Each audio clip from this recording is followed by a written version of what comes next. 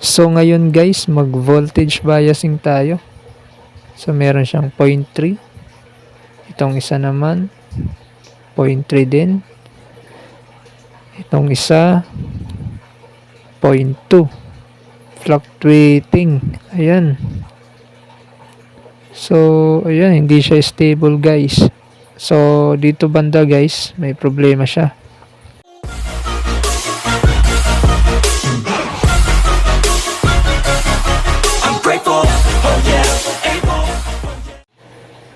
Hello guys! Ngayon, mayroon na naman tayong bagong video. So, ito guys, bagong dating lang. Sabi ng may-ari, hindi daw ito tumutunog.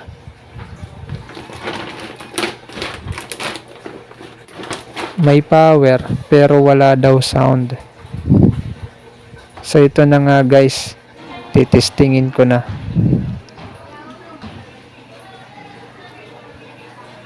So ayan guys, wala nga siyang sound. So ayan guys, bubuksan na natin.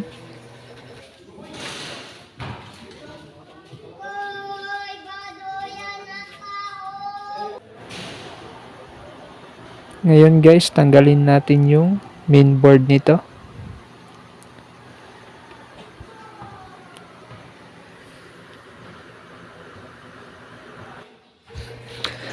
Kung bago pa lang po kayo sa aking channel, please consider subscribing.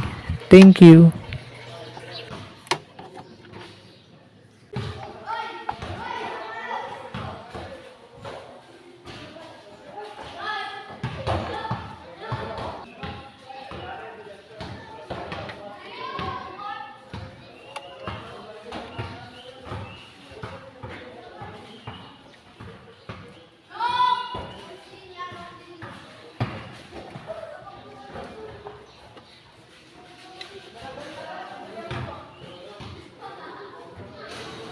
So ayan guys, natanggal ko na. Tatanggalin natin to guys, itong mga IC nya. Then bago pa lang lahat guys, huwag nyo pong hawakan yung dalawang capacitor na yan. Kasi baka may natira pang kuryente. So baka makuryente po kayo. So ngayon guys, ang gagawin natin, i-measure natin kung may kuryente pa. Yan guys, naka DC volts siya. Tingnan natin yung dalawang malalaking capacitor. Check natin guys.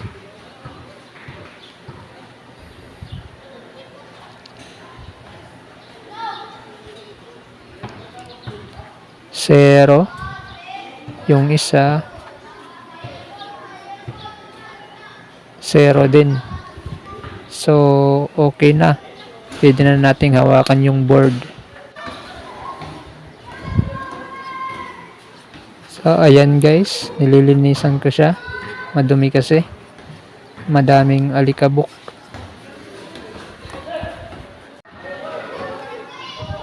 So, ngayon guys, tinatanggal ko yung mga IC niya o mga power transistor niya.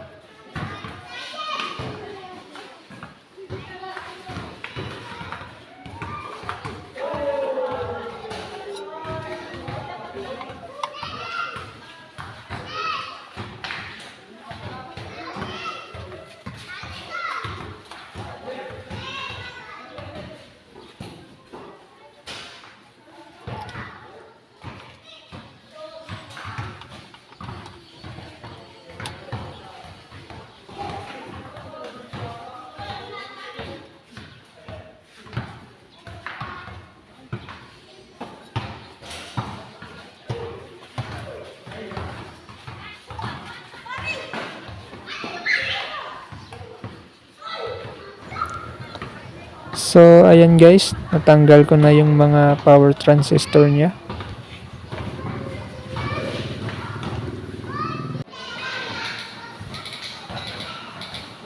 I-check natin guys. So, ilalagay ko sa times 10 yung range ng multimeter natin.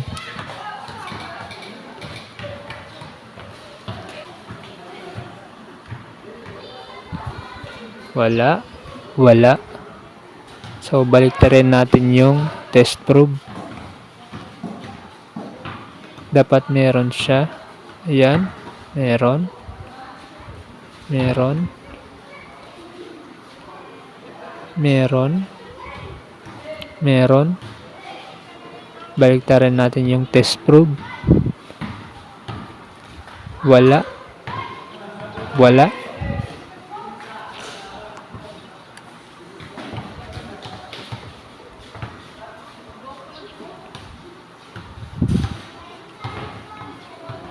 Itong isa naman.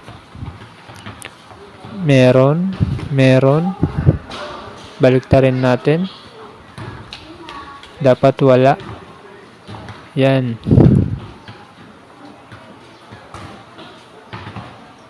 Wala.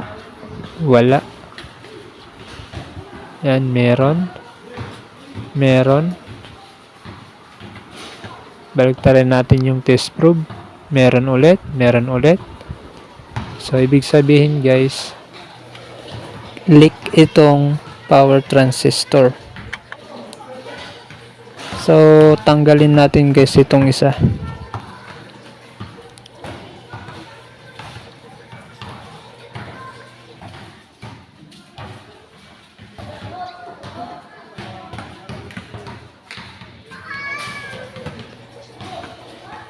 So, yung number niya guys is C5198.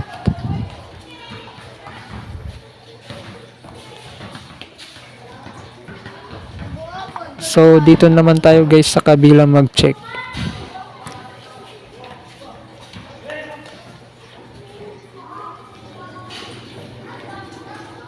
Shorted guys. So, baliktarin natin yung probe. Shorted ulit. Itong isa, good.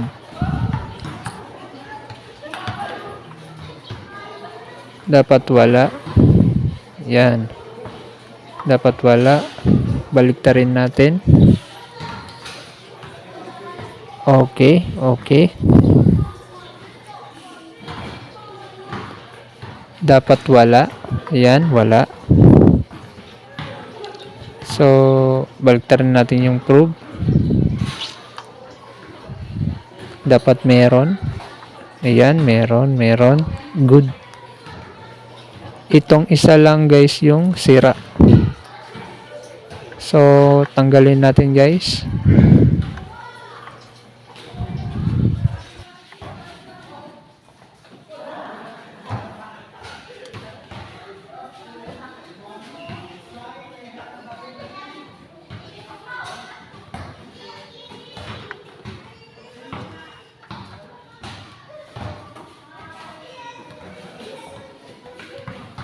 Ito yung number niya. E1941. So, ngayon guys, papalitan natin yung dalawang power transistor. So, meron ako dito guys na stock.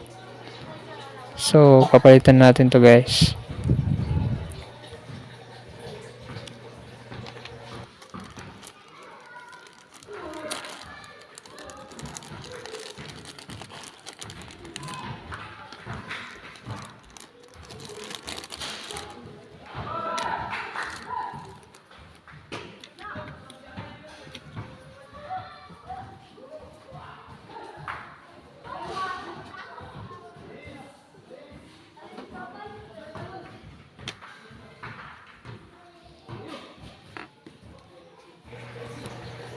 So ngayon guys, bago natin ikabit, dapat i-check muna natin. Kasi meron kasing ibang mga piyesa na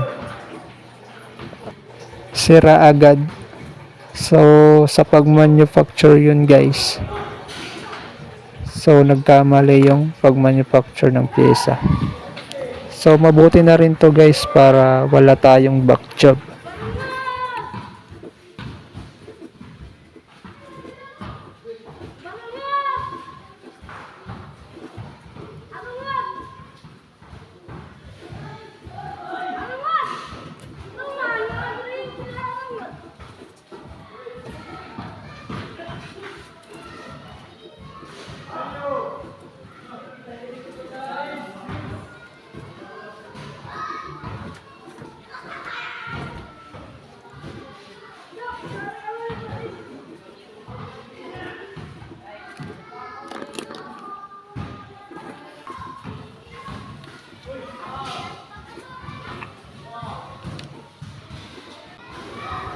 So, ito guys, yung nilalagay ko is soldering paste para hindi uminit yung mga power transistor.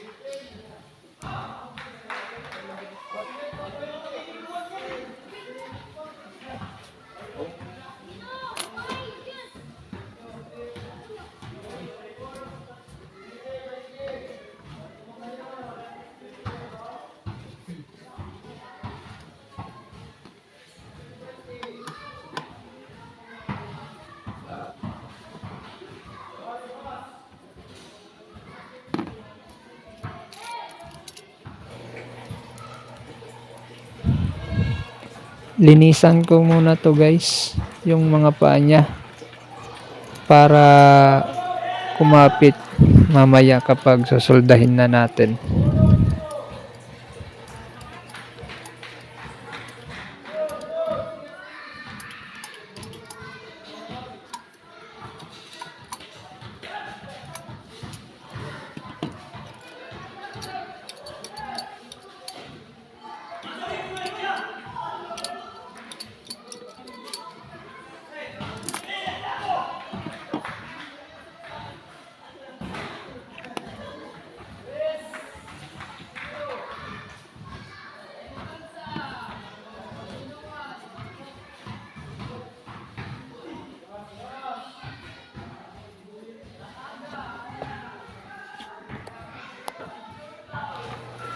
So ngayon guys, bago natin to ilagay sa board at soldahin, so i-check muna natin yung board nya.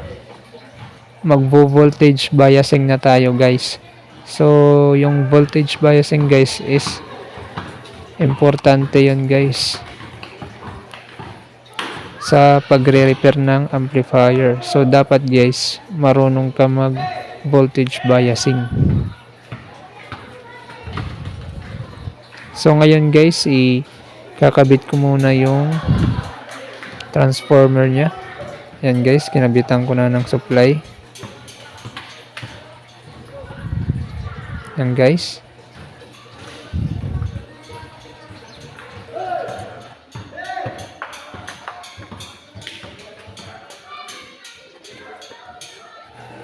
So ayan guys, nilagyan ko ng karton yung ilalim para hindi dumikit yung board.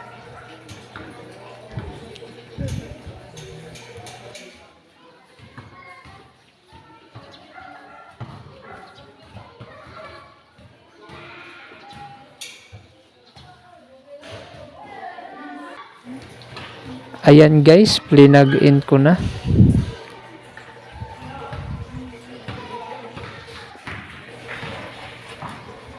I-switch on ko na guys yung amplifier. So, wala akong narinig na nag-click yung relay. So, mamaya guys, i-check natin yung relay, bakit hindi nag-click. So, dito guys, focus muna tayo sa pag-voltage biasing.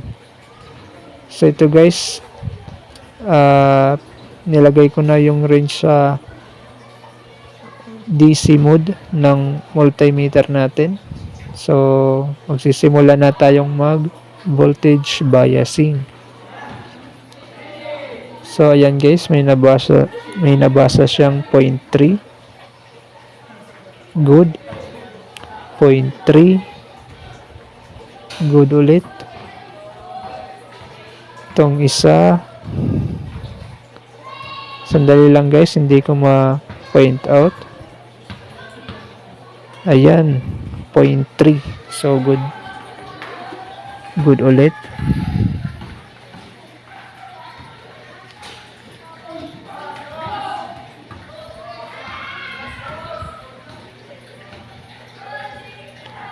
Itong isa naman, 0.3 din. Dito sa kabila, 0.3. Good. 0.3. Good ulit. Itong isa, 0.2. Oh, uy. Fluctuating siya guys. Ayun guys, oh, fluctuating. So, not good siya. So, dito guys, may sira dito banda. So, bakit kaya fluctuating? Itong isa guys, check natin. 0.3. So, good.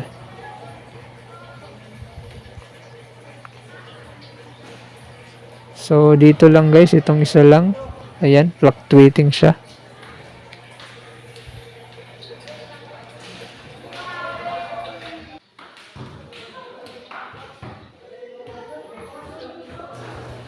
Ngayon guys, switch off ko muna.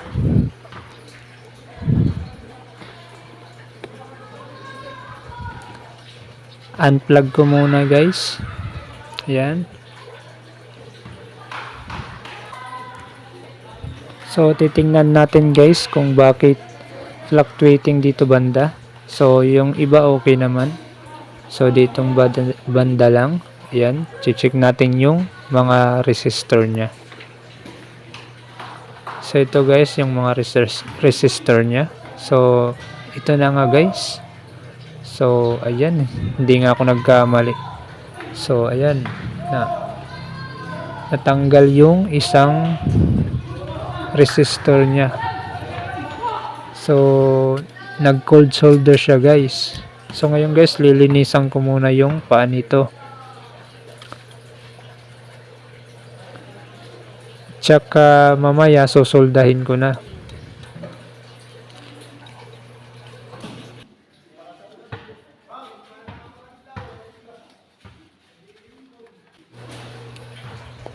So, ito na nga guys, sinusolda ko na.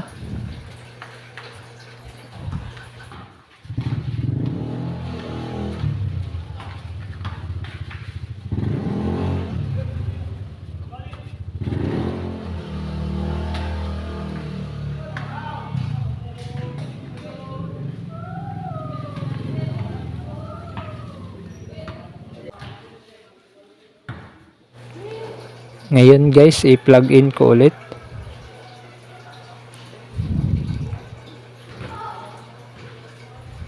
Switch on ko na.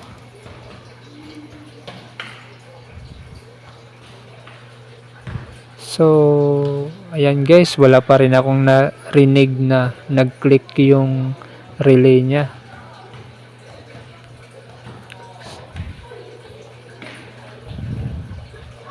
So, check ko nga guys itong isa kung okay na.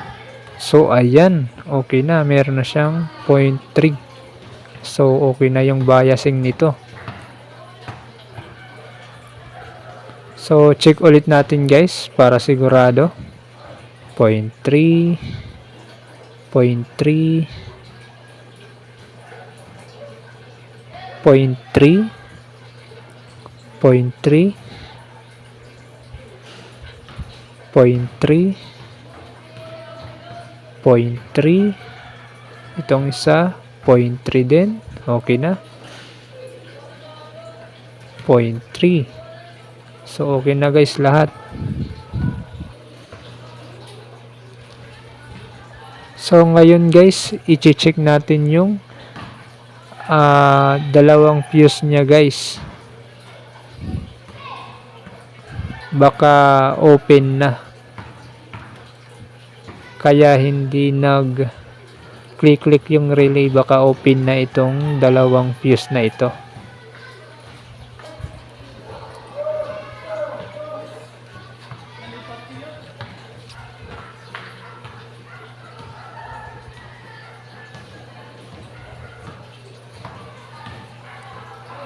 So, open nga guys. Yung isa, yan, open siya. Yung isa din, open din.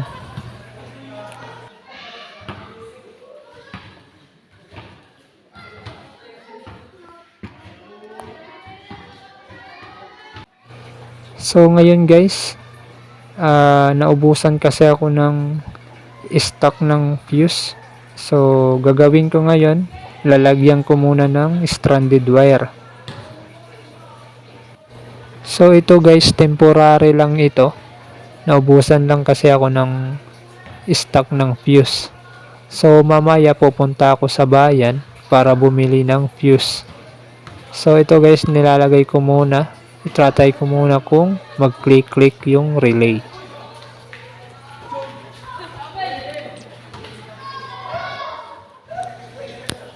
Yung bayan kasi namin guys is bago ka makapunta doon is 20 minutes muna. So, sasakay ka ng habal-habal para makapunta doon at makabili ng mga piyesa. So, ito guys, temporary lang ito ha. Tatanggalin din natin ito mamaya.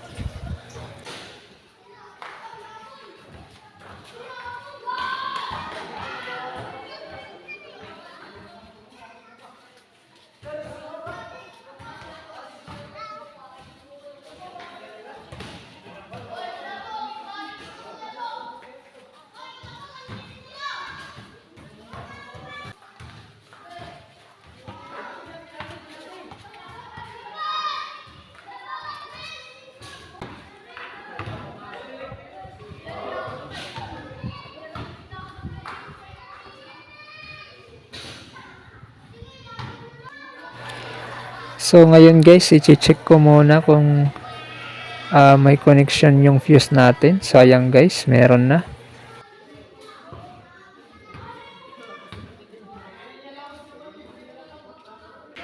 So, ngayon guys, plug-in ko ulit siya. So, i-power on natin.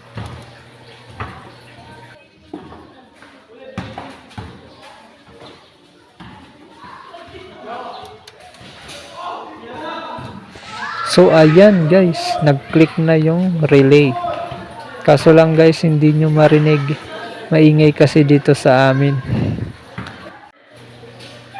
So, ngayon guys, pwede na nating ikabit yung mga power transistor. Okay na kasi yung voltage biasing niya at saka yung relay nag-click na din. Yan guys, kinakabit ko na.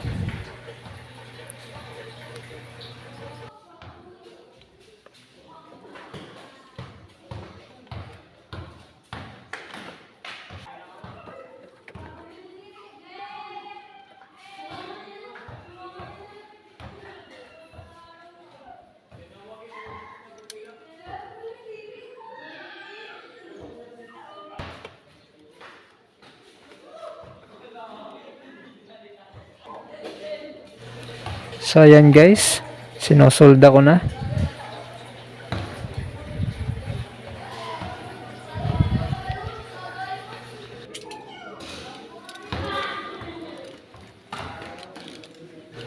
So, ayan guys, lilinisan ko lang. Baka may nagkadikit sa pagsolda ko.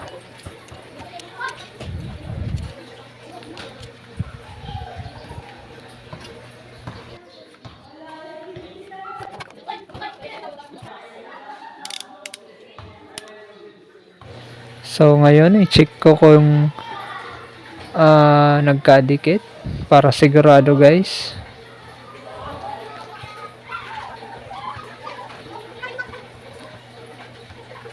So ayan guys, wala naman akong nakitang nagkadikit. Kanina guys, pumunta na ako sa bayan. So bumili ako ng dalawang fuse. So ayan guys, yung dalawang fuse na nilagay ko bago na yan guys. So tinanggal ko na yung wire na kinabit natin kanina. So ngayon guys, mag sound check na tayo kung gumagana na nga yung amplifier na ito.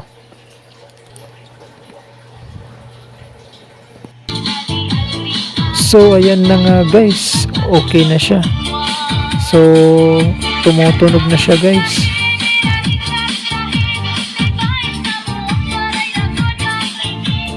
Huwag nyo pong kalimutang mag-like and subscribe at pahit na rin ng notification bell para lagi kayong updated. Salamat po sa panonood. Paalam!